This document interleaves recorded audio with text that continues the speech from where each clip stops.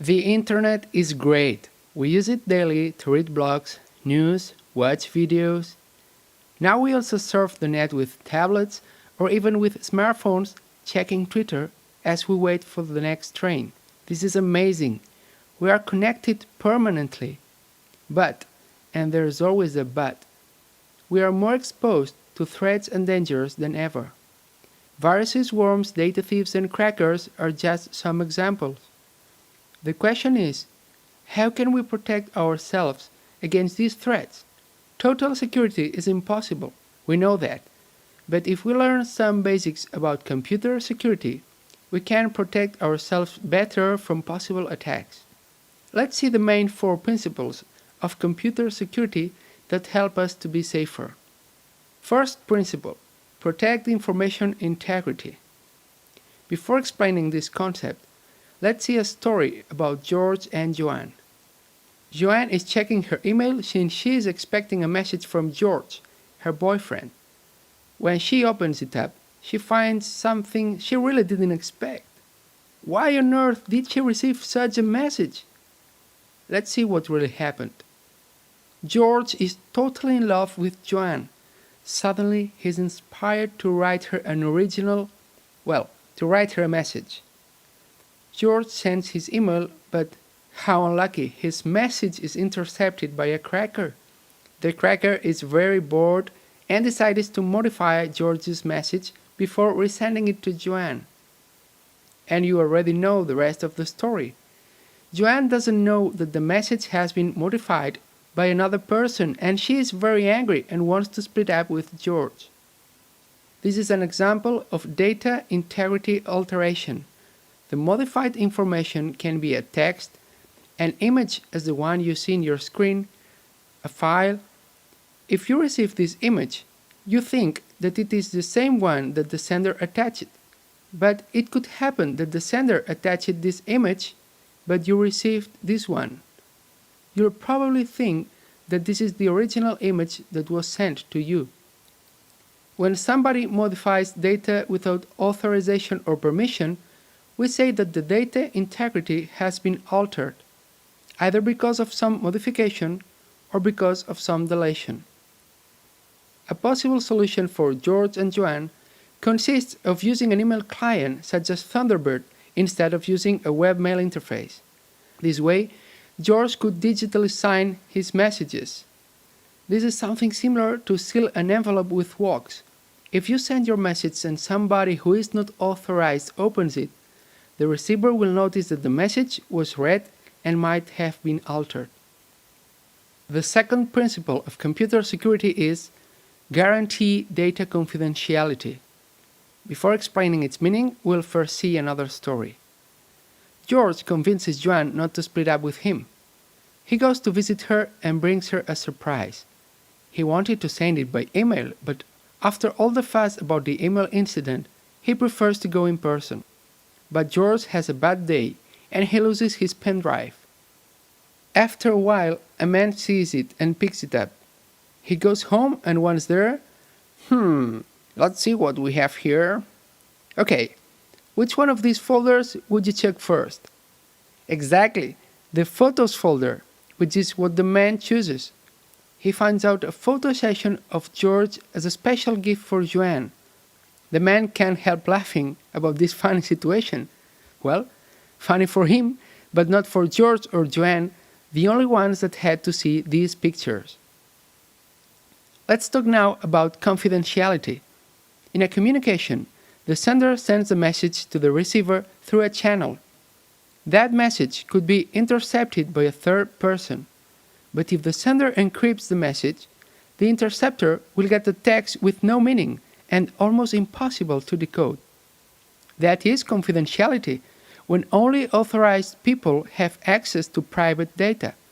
And encryption is one of the widest methods used to assure this privacy. In our case, the solution is so simple as using software to encrypt and decrypt the information. TrueCrypt is a free open-source disk encryption software for Windows, Mac, and Linux that allows easily to protect your data. The third principle of computer security is assure resources availability.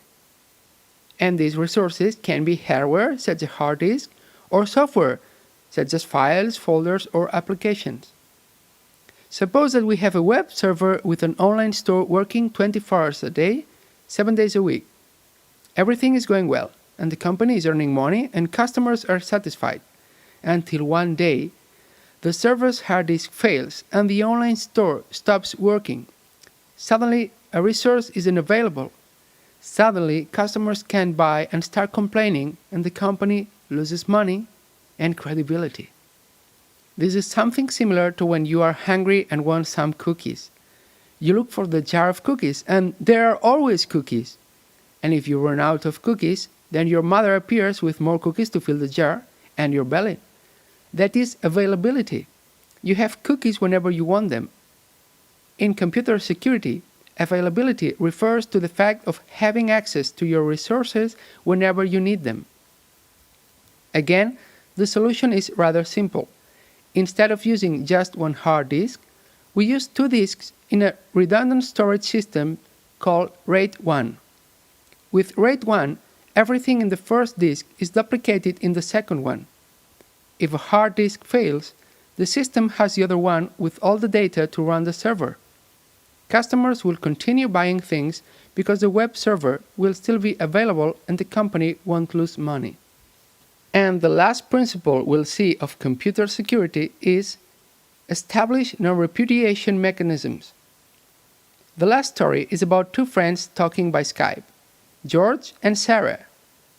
George is inviting Sarah to come to a party at his place. Every guest will bring something, and George tells Sarah to bring beer. Sarah agrees and says that she will bring lots of beer. The next day, Sarah arrives at the party empty-handed. Then George asks, "Where is the beer?" And Sarah replies, "Beer? You didn't tell me anything about beer." George gets angry because Sarah is lying, but he cannot prove that he said to her to bring beer. When someone participates in a transaction and denies something that happened in that transaction, he is repudiating part of the communication. In the picture, the man on the left lies to the other one, denying some order he received. The man on the right suspects something, but he cannot prove anything. In computer security, non-repudiation is a mechanism to guarantee that every participant in a transaction cannot deny what he sent or received. A bill is an example of non-repudiation. If you pay for a product and get the bill, you can prove that you paid for it showing the bill. In computer technology, it is also interesting to have non-repudiation mechanisms. For example, if somebody modifies a document and then says, "I didn't do it," you need some way to prove that he really modified that document. In our story, the solution is use WhatsApp instead of Skype. With WhatsApp, you have all the sentences you exchange with other people. When you send a message in WhatsApp, first a clock appears. That means I am sending your message to the WhatsApp servers.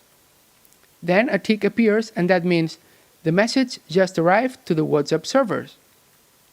Finally, when a double tick appears, means the message has been delivered to the recipient.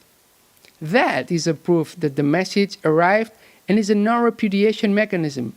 Moreover, if the recipient sends you back a written confirmation such as, "No worries mate, I'll bring beer for everybody," then you have even more proofs in the case he arrives at your party empty-handed.